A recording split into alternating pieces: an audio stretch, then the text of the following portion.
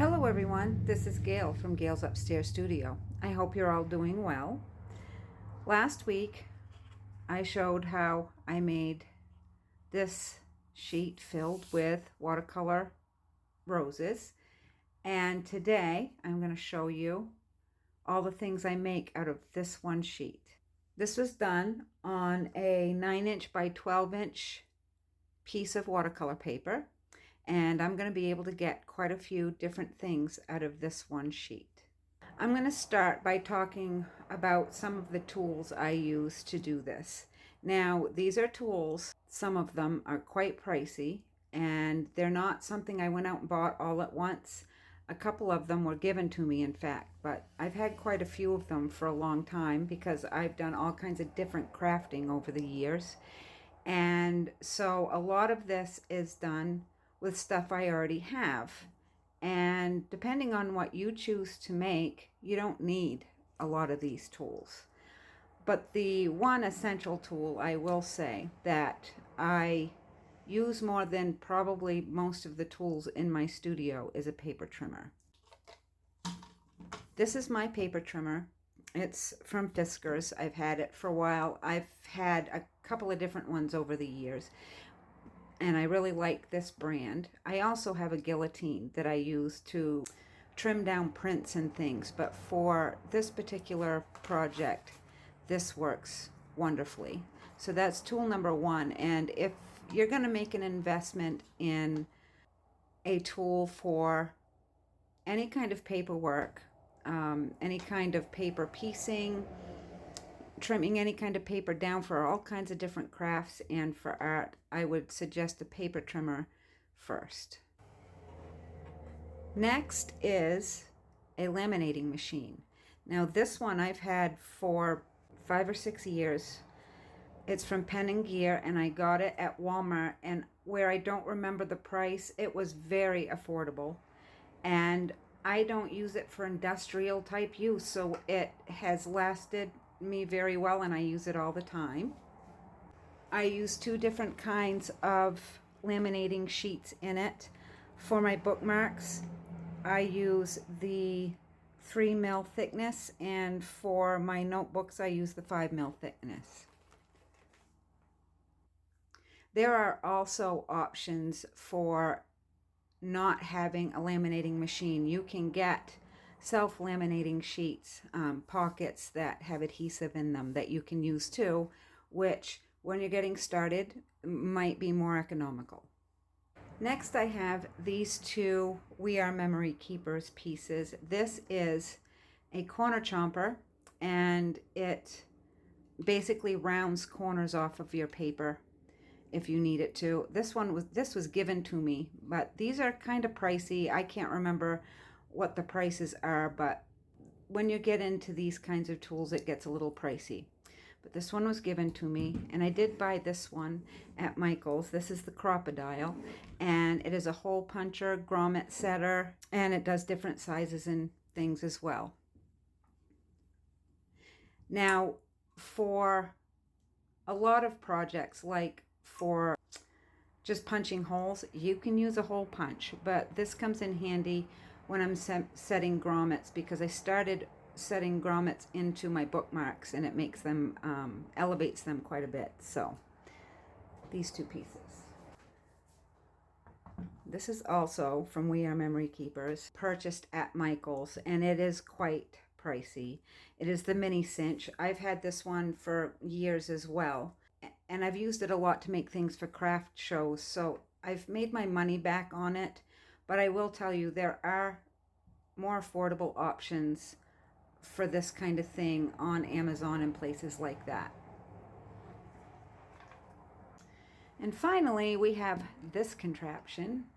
This is a new purchase for me, and you can purchase a badge maker anywhere from $50 up to, if you wanted to get into the professional all metal grade ones, thousands of dollars.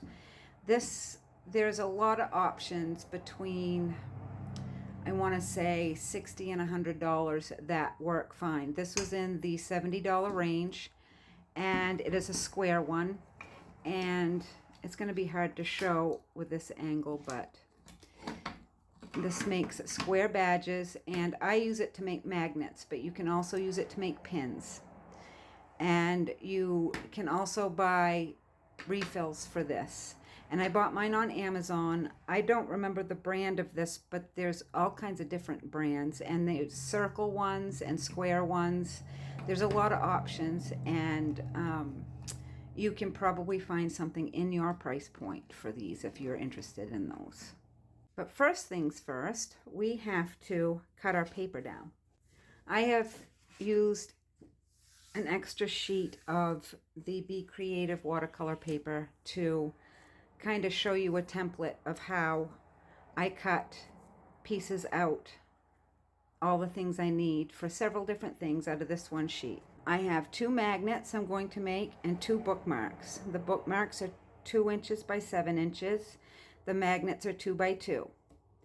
And then I have 4 notebook covers, so I'm going to be making 2 notebooks. Those are 3 by 4. And 3 keychains.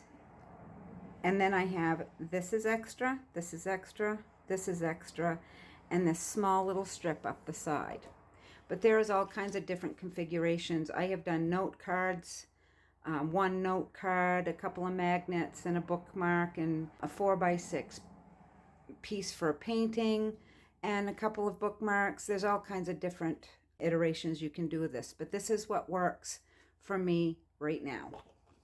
So the first thing we need to do is cut our paper down to be able to use it.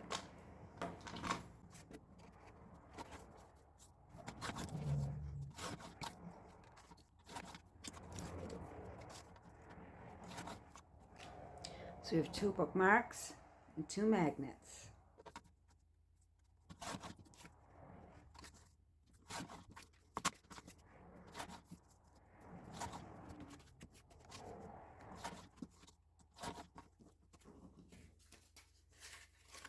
Two notebooks.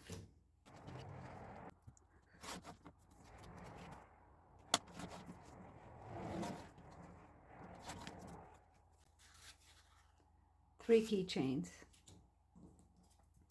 This is all I have extra.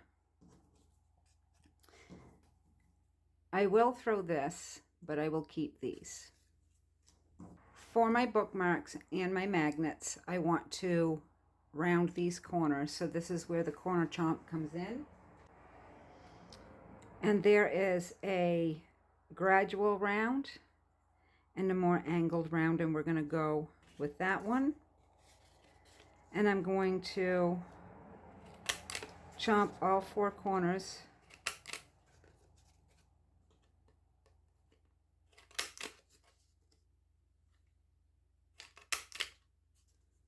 of the bookmarks and the magnets.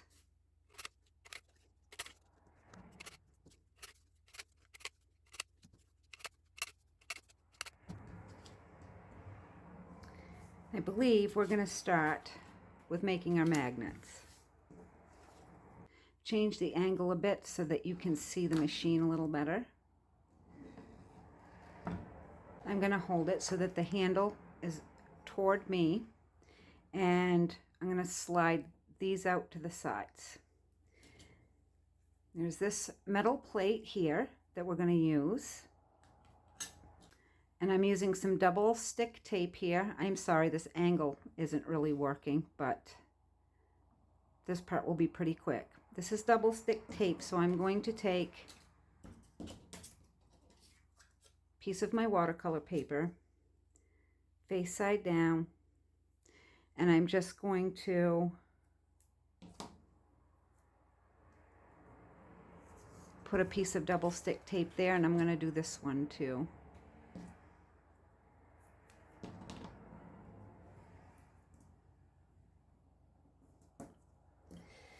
And I have a metal plate for each of them. I'm going to move this out of the way for a minute.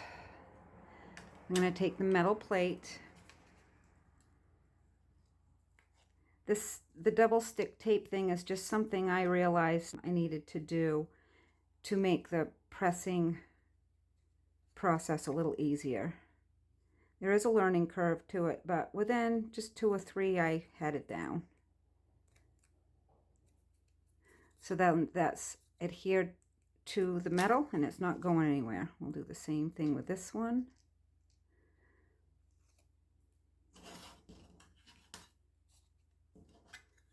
It's completely square, so I don't have to worry about which side is up or down or anything like that. And you want to get it on there exactly right with no overhang. So there we go. Now we will bring this over, and this part fits in this groove line here. So we slide it in there, and here is a clear piece of like acetate that's included in the kit that you get. You do get a kit with the machine, and then you can buy extras too. That goes over the top. And then this is the back. These holes here are for the purposes of having a pin back if you choose that kit, which is a separate one. And you want it, this is going to be on the outside of the back, so you want this side facing up, and you set that in this side. And you pull the lever down. And then when you pull this back out, it's missing because it's up inside this part. Then you pull it this way and you squeeze it all the way down.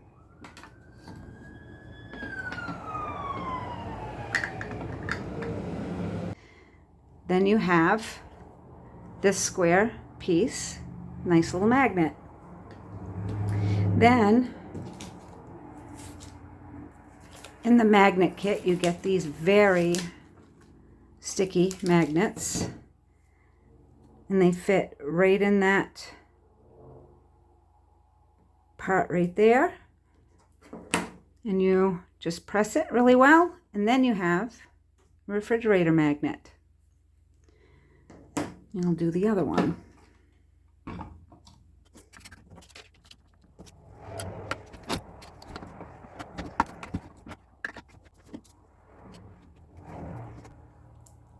There's 2 magnets done. Now I have some laminating to do, and we're going to start with the bookmarks, and I have a few others that I'm going to be doing at the same time so I don't waste a laminating pouch. This is the 3mm thickness, and I have my laminator set to the 3mm thickness as well. And this process will change depending on the laminator you have, but this is an idea of how I do it. I always put one right up near the fold.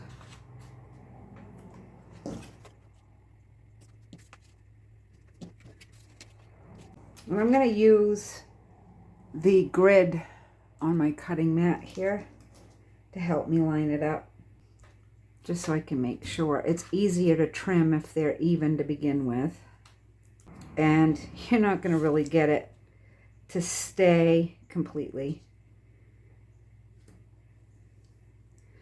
but it's pretty close.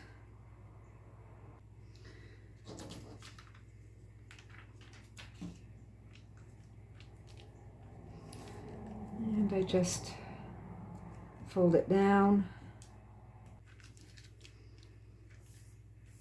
And with this particular machine, when the green light, when the lights stop blinking, it's ready. So I know it's ready.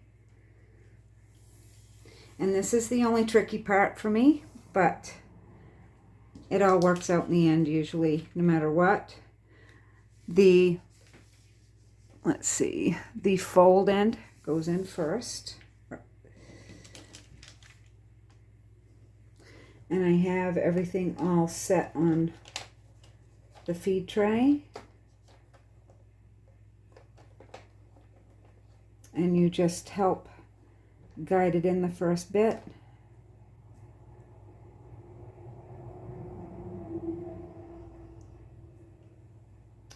and I always adjust as I go here if I have to. And because I'm laying these across that way, I have to hold it till the pretty close to the end of there. Now I can just let it feed through.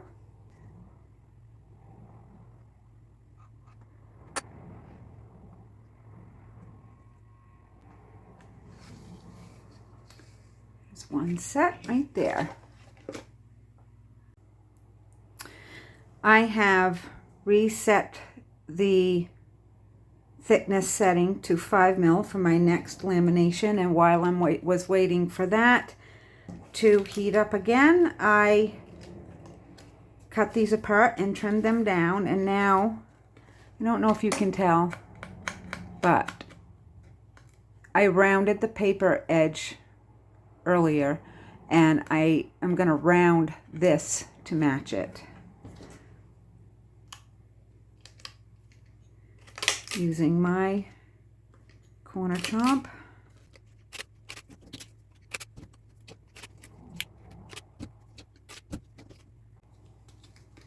And now these are all ready. And I will put them to the side for now while we laminate our notebook covers. I have 4, so it will make 2 notebooks. And here I have the 5 mil thickness of laminating sheets.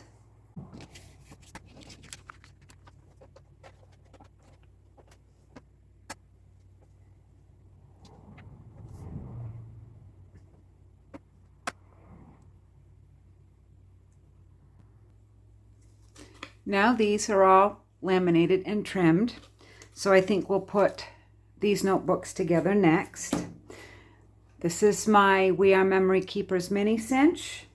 I've already used it to cut holes in these index cards. These are 4x6 index cards that I cut in half. And then I poked the holes with my mini cinch through the tops of those, and I will do that for the covers now.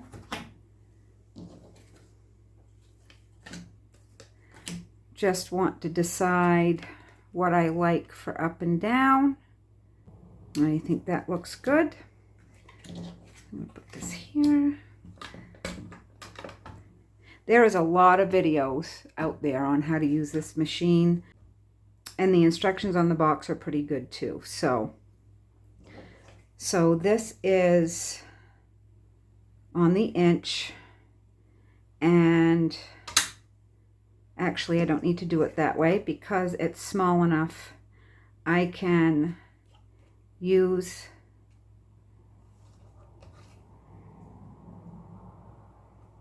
the middle here and line up between this 3 and that 3, and that will give me exactly what I want.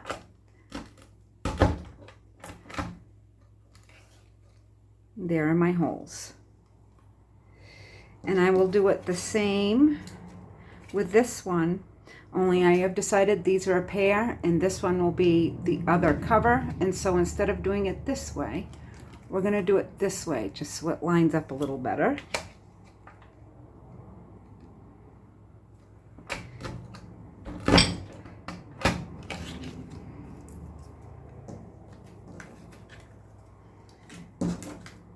And we'll do the same with this one.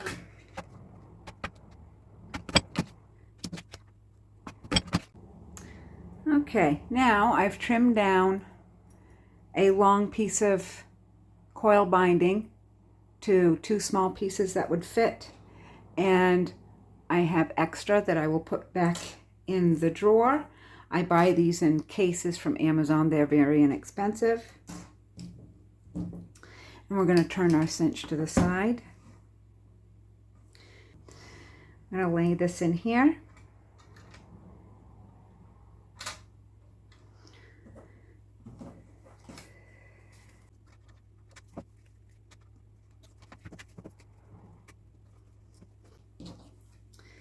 this will be the front cover, and lay that down. This will be the back cover, so I'm going to lay it this way and put it over the top.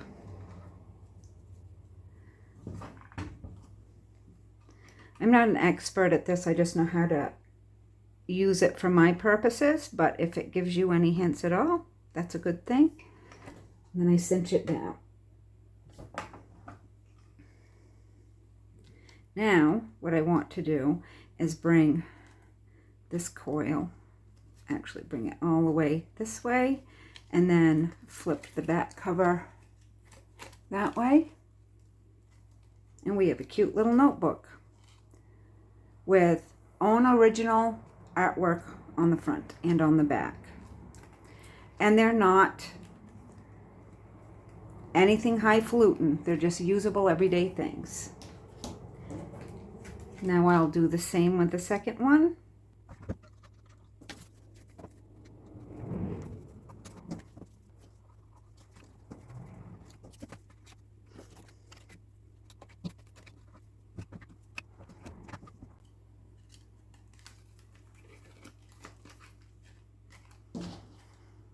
So that's the second item.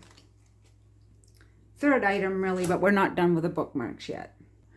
This one's going to be hard to show on camera, but this one is my crocodile, and I'm going to use it to punch holes in my bookmarks and also to set grommets in my bookmarks. Okay, I have this set at the 1/8 inch hole, and it's going to punch right down there, so I'm just going to line my bookmark up to that so that it will punch for me.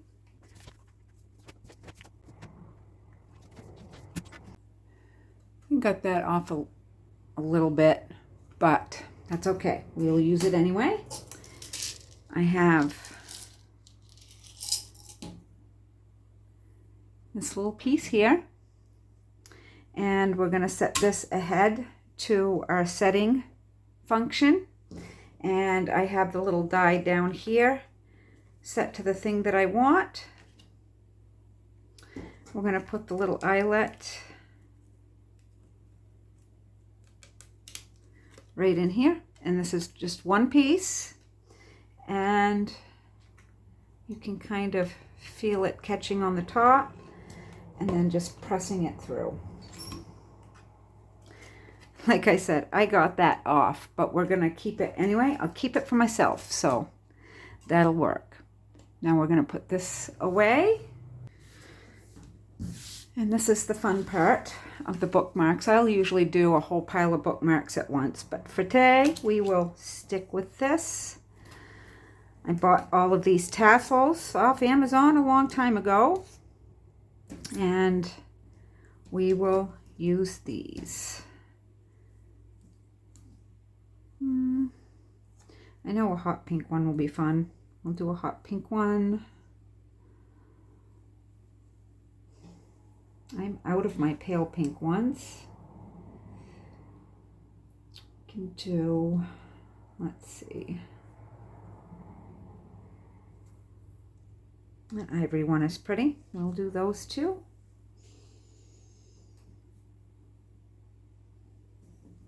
Trying to decide, is that the same? Oh, that's peach. I think the ivory looks better. Actually, nope. We will go with that. And of course, if you're doing these, the choice is yours. And I'm just going to, I think I did it from the back. I'm going to thread this through the back and bring the tassel up through. And there you go. You can also make your own tassels. It's just not my thing, so.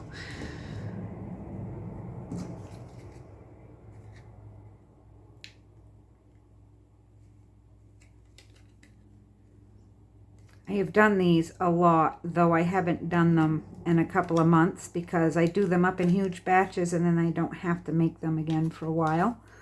So it's always the first couple that don't come out perfect, though that one will go in my craft show box, and this one will go in my own book. And finally, this is going to be a quick one. This is a new one for me. I just bought these photo keychains. I don't know if you can see them on Amazon recently, and we're going to take a couple of these and make keychains. I have a third one, but I think I'm going to save that for another one because the roses weren't placed very well on it. But so I think I've decided that this works best to put it in face forward. And I've also realized that it doesn't really seem to fit two pieces in. So if I were to do this and try to make it double-sided, this piece doesn't fit down well. So we're just going to do one-sided ones. And honestly, I think when I make a bunch of these, I will probably just, after I've cut them down, turn it over and paint a little something on the back so the backs aren't blank. But for today, this will do just fine.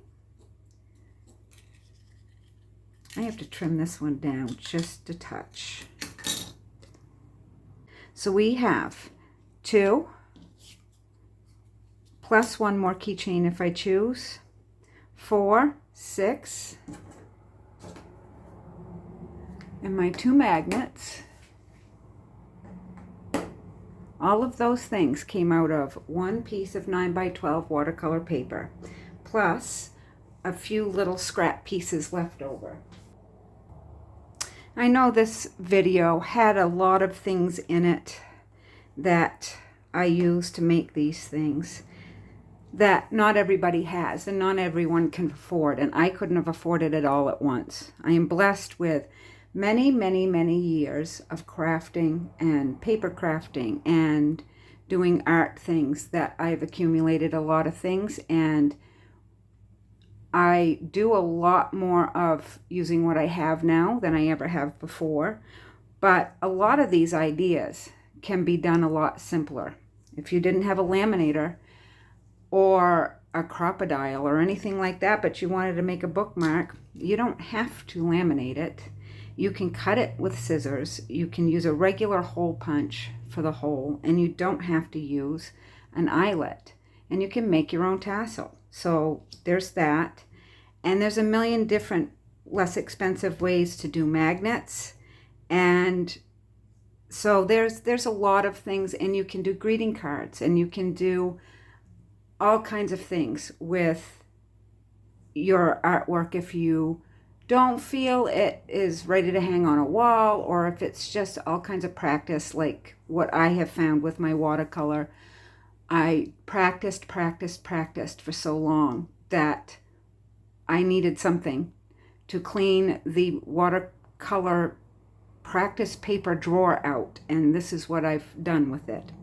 And it sells well at craft shows, and it's very helpful to be able to give people a very low priced item on something original that you did with your own hands. And it's a very nice way to use what you already have, but also now I make watercolor sheets just for this purpose. And I don't know that I would have done that as an idea to begin with. It just came from already doing it. I hope you enjoyed the video, and I'll see you next time.